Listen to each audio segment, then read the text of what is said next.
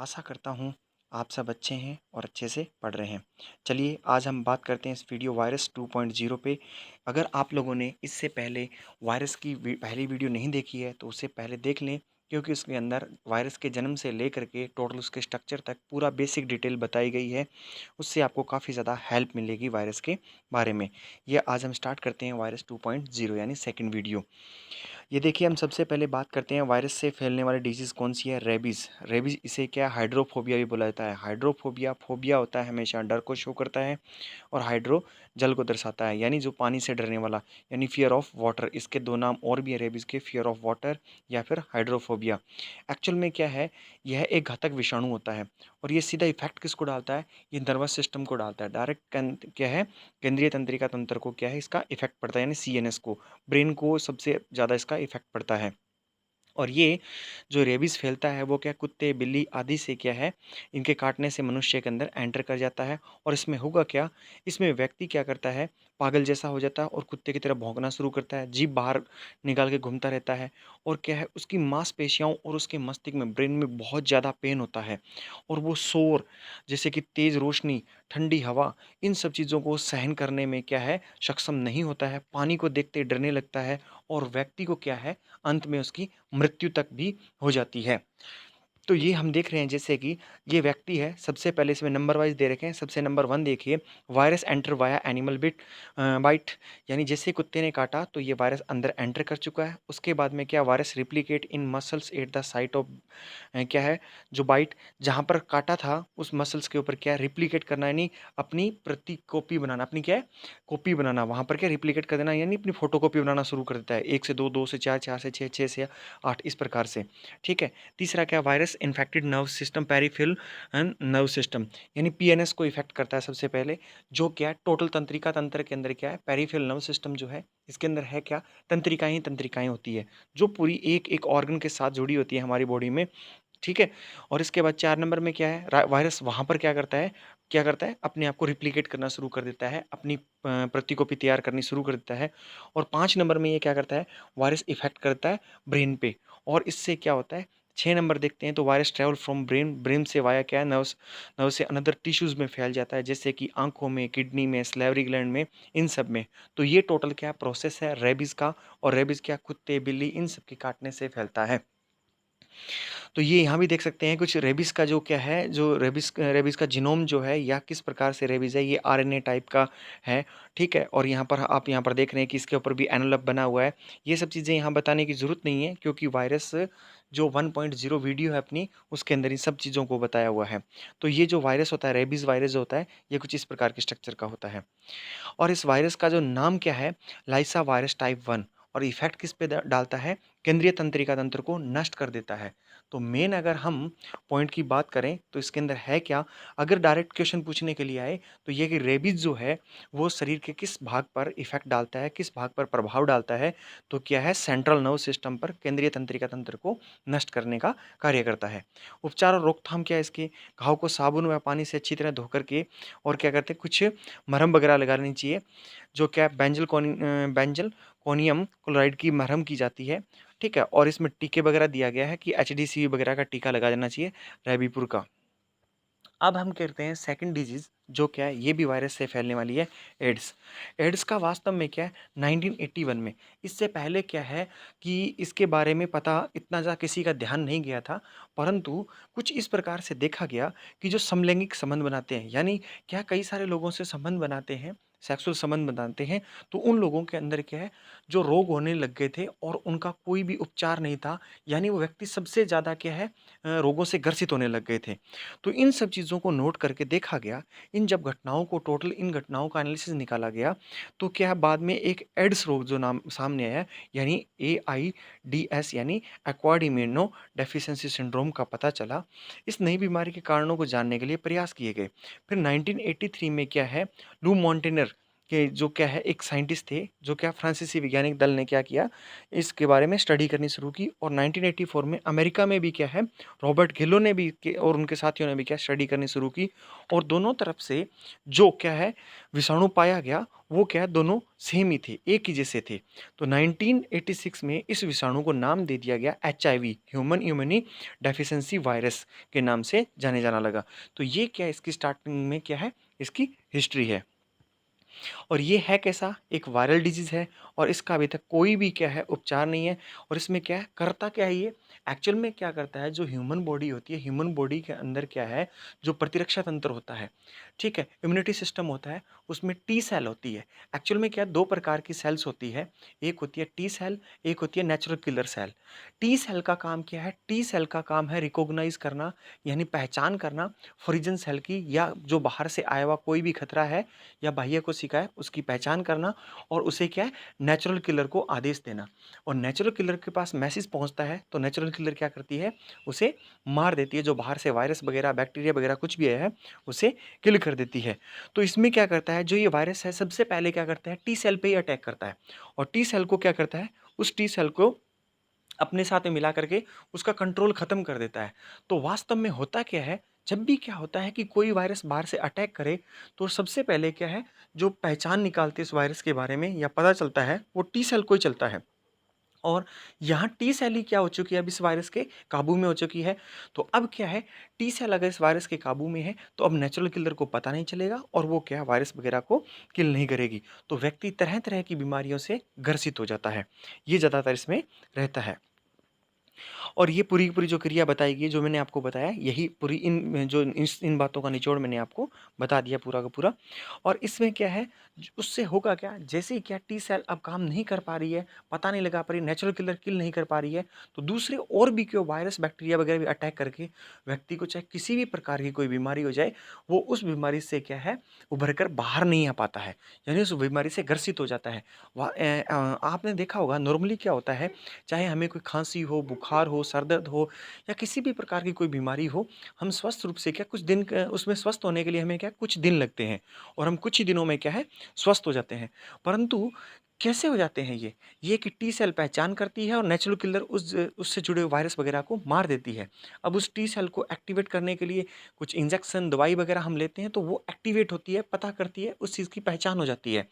परंतु जब क्या होता है एड्स जैसा वायरस जब क्या है HIV जैसा वायरस क्या है अटैक कर देता है तो वो टी सेल को ही क्या करता है पूरा पूरा कंट्रोल कर लिया।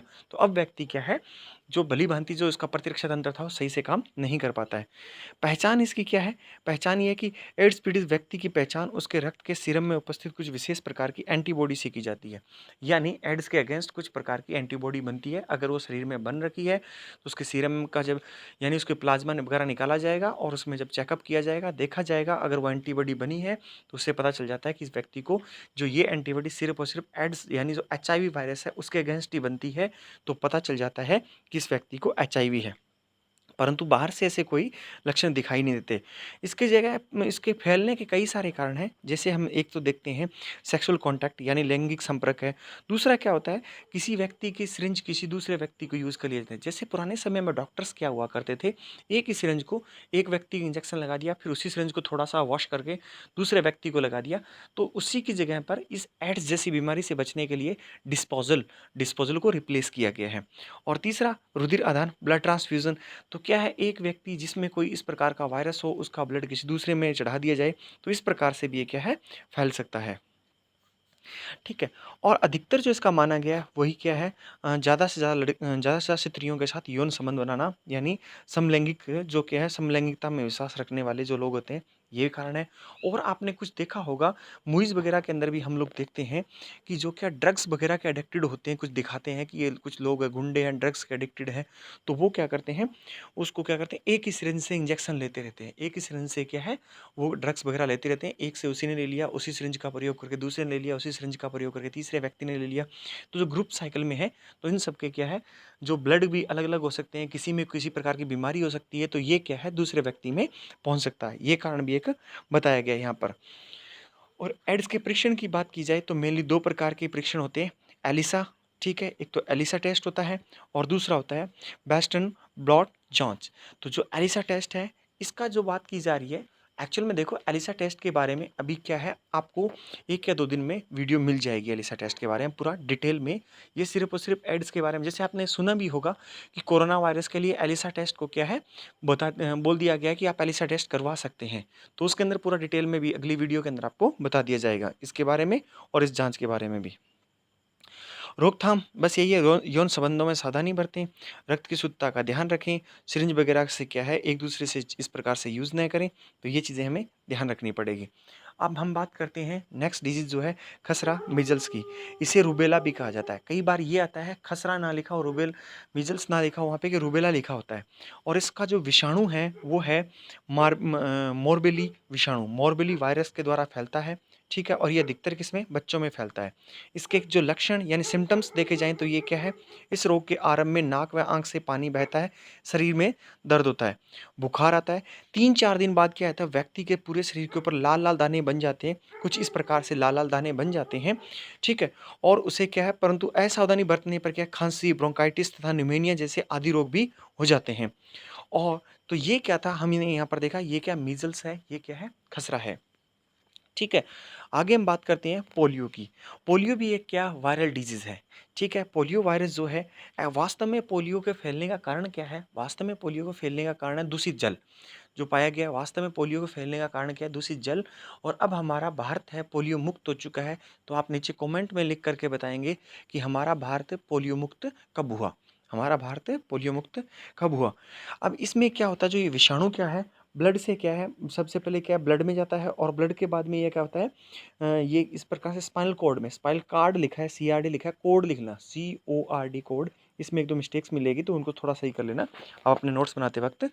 वास्तव में क्या होता है ये कि बच्चों के आंत में पहुँचता है दूषित जल वगैरह पीने से। इसके बाद ये क्या, और आंतक से, आंतक नहीं वो आंत है, ठीक है? टाइपिंग मिस्टेक है। आंत से ये विषाणु रुधिर में जाता है, और रुधिर के साथ ये क्या स्पाइनल कॉर्ड में पहुँच जाता है। स्पाइनल कॉर्ड है, वहाँ जा कर के ये क्या करता है, मांसपेशियों जो कोई हमारे पास विभिन्न अंग होते हैं, स्पाइनल कॉर्ड एक ऐसा पोर्शन है, ये नर्व सिस्टम के अंदर आता है। यानी जो हमारे पास क्या पूरी बॉडी का क्या करता है, नियंत्रण करते हैं, तंत्रिका तंत्र का पार्ट है। और जब क्या है, ये पूरी-पूरी बॉडी को नियंत्रित करते हैं, और इनसे कुछ प्रकार की क्या है, जो बॉडी को नियंत्रित करने वाली तंत्रिकाएँ होती है, वो डैमेज हो जाती है। डैमेज होने की वजह से होता क्या है, वो ऑर्गन काम करना बंद कर देता है। वो वाला क्या है, ऑर्गन काम करना बंद कर देता है, और वहाँ की मसल्स, मांसपेशियाँ वगैरह सिकुड़ जाती है। तो व्यक्ति का जो वो ऑर्गन या वो पार्ट जो काम करना बंद कर देगा, तो उस व्यक्ति को पोलियोग्रसित कहते हैं। कुछ लोगों में हाथ से पोलियो हो जाता है, कुछ लोगों के, अधिकतर लोगों के पाँव में पोलियो नज़र आता है। तो ये क्या है, पोलियो है। और पोलियो में मुख्यतः 2 प्रकार की क्या है, वैक्सीन्स का प्रयोग किया जाता है। सिकुल लिखा हुआ वहाँ ऊपर देखना, मांसपेशियाँ सिकुड़ जाती है और सिकुड़ जाती है लिखना, वो लिखना है। 2 प्रकार की पोलियो वैक्सीन्स है, अवेलेबल है, कौन-सी? आईपीवी, यानी ये हमारे पास क्या है, ये जो आईपीवी जो दी जाती है, ये जहाँ जहाँ पहले से पोलियो मुक्त है। आपने देखा होगा कि हमारा भारत पोलियो मुक्त हो चुका है, फिर भी क्या करते हैं, लगभग 2, 4, 5, 7, 6 संडे निकलने के बाद में पोलियो ड्रॉप्स पिलाई जाती है। तो वो कैसी है? आईपीवी, यानी जो क्या है, जो पोलियो मुक्त जगह है। ये मुफ्त नहीं, मुक्त है। एक है ओपीवी, ये क्या है, ओरल। ओरल में भी क्या होता है, जहाँ संक्रमण का खतरा हो, जहाँ संक्रमण का खतरा हो, वहाँ ओपीवी भी पिलाई जाती है, ठीक है? तो ये हमारे पास क्या थे, पोलियो के 2 टाइप की वैक्सीन्स थी। अब हम बात कर रहे हैं हेपेटाइटिस। हेपेटाइटिस वैसे तो बहुत ही भयंकर बीमारी है भाई, विषाणु जनित बहुत ही भयंकर बीमारी है। और आजकल तो क्या है, हरियाणा जैसा जो क्या है एक राज्य है, वहाँ शादी से पहले हेपेटाइटिस चेक करवाना पड़ता है। देखो कितने एडवांस लेवल में सोच रहे हैं कि शादी से पहले हेपेटाइटिस बी चेक करवाना पड़ता है, कि कहीं हेपेटाइटिस बी तो नहीं है इस व्यक्ति को। अब वो हेपेटाइटिस बी होता कैसे है, वो अब आगे पढ़ेंगे तब पता चलेगा।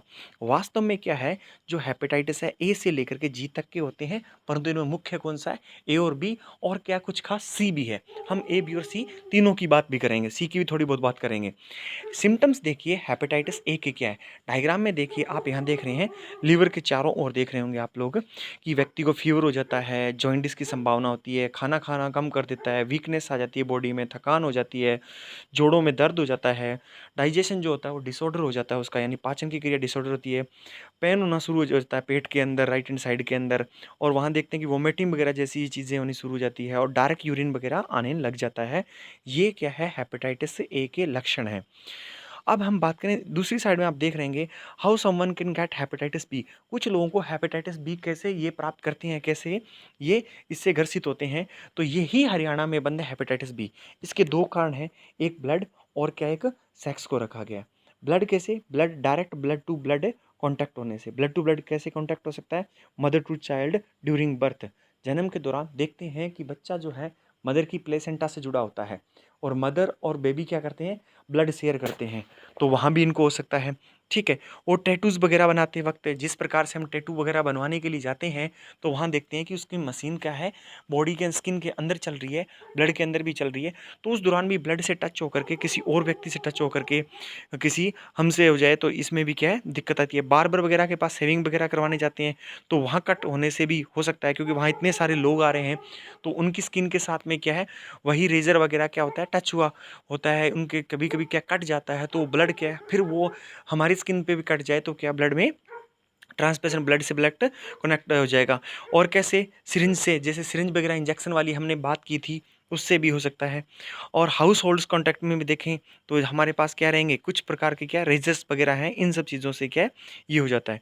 दूसरी साइड में लिख रखा है direct contact with sexual fluids. हाँ, सेक्शुअल फ्लूइड से भी क्या होता है, डायरेक्ट कॉन्टैक्ट करने से भी क्या होता है, इस प्रकार से फैल सकता है। तो हरियाणा में हेपेटाइटिस बी चेक करवाना पड़ता है शादी से पहले। यह है कि ऐसा सरकार ने लागू कर रखा है, परंतु अपनी म्यूचुअल अंडरस्टैंडिंग से बहुत सारे लोग नहीं करवाते हैं, तो इस चीज़ का वो कोई ऐसा नहीं है, परंतु ऐसा बताया गया हरियाणा में। ठीक है, और क्या हेपेटाइटिस सी के लिए यहाँ देखा जाए तो क्या है, फटीग, व्यक्ति को थका थका नजर आता है, जॉइंडिस होता है, येलो स्किन हो जाती है, वोमिटिंग वगैरह आनी शुरू होती है, भूख कम लगती है, ब्लीडिंग होनी शुरू हो जाती है। ठीक है, और डायरेक्ट यूरिन आता है। ये भी क्या है, हेपेटाइटिस सी की, ये भी क्या है, हेपेटाइटिस सी की पहचान है। अब देखिए यहाँ लिख रखा है हेपेटाइटिस ए। हेपेटाइटिस ए के कारण यकृत में संक्रमण हो जाता है।